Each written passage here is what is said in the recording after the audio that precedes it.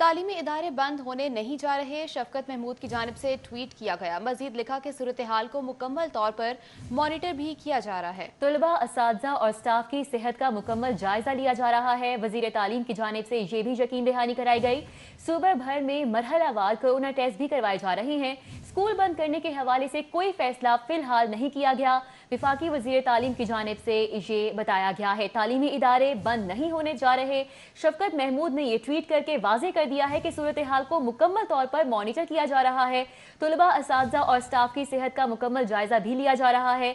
सूबा भर में मरहलावार कोरोना टेस्ट भी करवाए जा रहे हैं। स्कूल बंद करने के हवाले से कोई फैसला अभी तक नहीं किया गया। विफाकी वजीर तालीम की जानिब से ट्वीट लिखा गया है। उन्होंने कहा कि मुकम्मल जायजा भी सूरत हाल का लिया जा रहा है और सूबे भर में मरहलावार कोरोना टेस्ट भी करवाए जा रहे हैं। स्कूल बंद करने के हवाले से कोई फैसला अभी तक नहीं किया गया और ये ट्वीट सामने आया है शफकत महमूद की जानिब से, जिसमें उन्होंने कहा कि सूरत हाल को मुकम्मल तौर पर मॉनिटर किया जा रहा है।